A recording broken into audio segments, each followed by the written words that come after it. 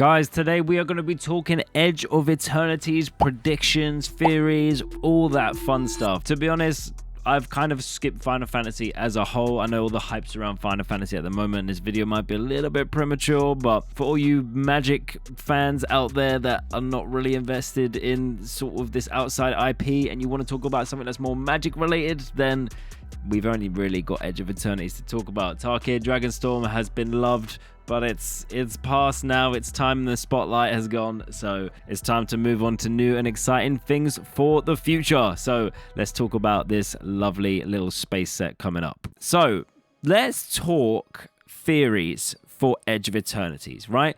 Because I've been scouring the Reddit posts and stuff like that and having a little look and seeing what people are talking, and I've got my own thoughts and opinions on this as well. So I thought we could have some fun today and just have a little chat about that. Right, so the first things first that I believe we are going to be getting in Edge of Eternities are these guys, the Slivers, okay?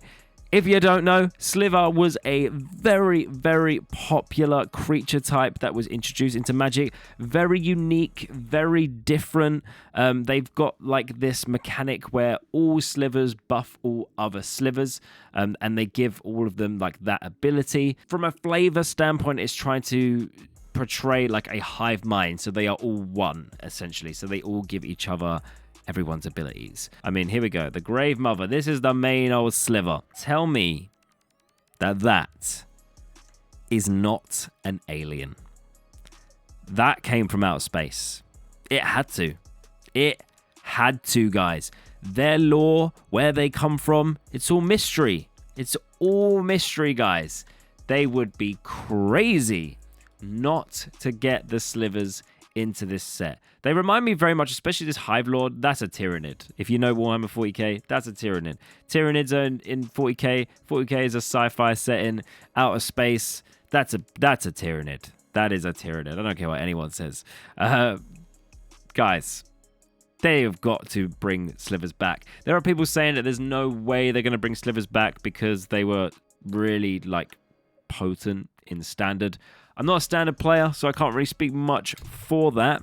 But we know that they're popular. And Mark Rosewater has said in a post before, it's not a matter of if Slivers come back, it's a matter of when.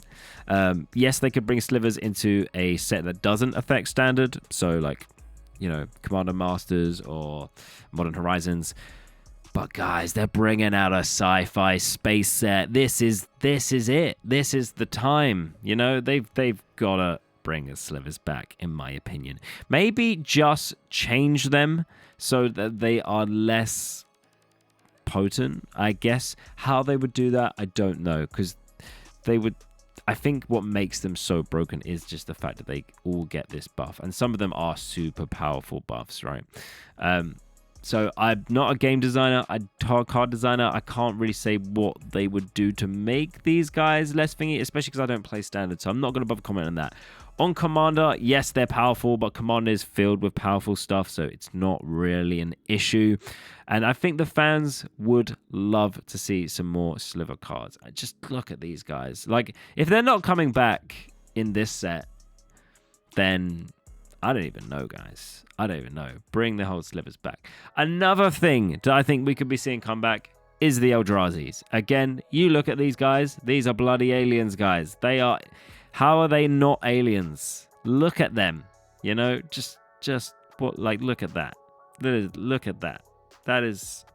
Look at, what's his name? Old Ulamog. Tell me he didn't come from outer space. The Eldrazi actually do come from the Blind Eternities. The set is called Edge of Eternities, so... Come on, we're going to the edge. We could dip into the blind. So I think it's very well we could see at least a little cameo of Eldrazi's. That's a good thing about Eldrazi's. They don't need other Eldrazi's to be relevant, so they could just bung in the odd big Eldrazi, which would be cool. Whereas Slivers aren't like that. They need other Slivers to be functional. So I feel like the Slivers would need to be... Quite a lot of them should be in the set. Whereas Eldrazi's, I think, my personal thing, we could possibly see a little cameo. Yeah, I don't know. I think these main ones, aren't they all sealed away? Correct me if I'm wrong. I'm a new just like you guys, a lot of you probably watching, but if any of you veterans are watching and you know about Magic lore, maybe you can let me know. Okay. So yeah, so this is things that already exist within Magic. What's some new things we could see? Well, if we look at this art, so when these pieces of art was revealed, they had like a proper name on the bottom left. It didn't just say like mountain, forest. It had like an actual legendary name. So that's why people are saying that they think this could be a legendary planet cycle. In some of the marking as well, I don't have it up here, but I believe when it was describing the collector boosters, it said something about, or the normal play boosters, something about getting like crazy lands. So that's another thing. But yeah, what could they do? My theory, right? If lands are supposed to symbolize you drawing mana from the earth, if you have lands that are planets, then they have to be generating more than 1 mana. And then there will be a cost for you using that land. Whether, I don't know, there's a certain amount of times you could tap it. It's got very, very specific requirements for when you can play the planet. I don't really know. I like the idea of like mining resources from the planet. So it's got like a certain amount of counters on it. And then maybe it taps for 2 mana, but you can only use it twice or something like that. I don't really know. I don't know how they're going to do it. But definitely interesting. Beautiful art. Yeah, it's cool. So that's one thing. Another thing, right? If you look at the artwork for this set, like on the play boosters, for example, there are spaceships everywhere. Spaceship, spaceship, spaceship, spaceship, spaceship, spaceship, spaceship. They're everywhere, guys. Commander decks, again, counterintelligence, you see a huge spaceship in the background here. I don't think this is a spaceship in the insect one, but it could be. But there's a huge spaceship here. I'm pretty sure I heard somewhere as well in a video that Mark Rules will possibly mention something about big spacecraft being in the set. So will these be mechanically? I don't know. I mean, they could easily just be huge vehicles with massive crew costs, but I think there'll be an actual like mothership mechanic where the big ships can maybe hold other ships inside them, because that's what these like big ships do. How they will implement that, I don't know. Could it be something like Lorcana, where you got locations where you can move characters into the location? Can you move vehicles, small vehicles, into the mothership? And I don't know, will they do something? I don't know, maybe we see a completely different card type. That could be super exciting, okay? So yeah, I think big spaceships will have their part to play in the set. And other than that, you know, if we look at some of this art, some people are saying this is Elspeth. I don't think it is. I think it's just some random cosmic angel leading these people. And I want to highlight this art because this is evidence that we are going to be seeing fantasy like tropes in this set. Because look at these warriors. They got wielding axes, swords, and stuff like that. There's no like guns and stuff like that. So I think this is still going to feel quite magic. This has got to be a reprint for Inkshield, right? I mean, look at this with this like Necron-like robot. So cool. I hope this is like based on one of the factions and they look like this, because I think they look dope as hell. But yeah, other than that, guys, I don't know, we've got some more artwork here on the bundle. This looks like a green orc man with some big mech armor. So we're probably going to see some like cool maybe power armor equipment, stuff like that. There's some Star-Lord looking dude here. Yeah, guys, it's exciting. It's exciting. Oh, I mean, I'm excited. I'm positively optimistic for this set.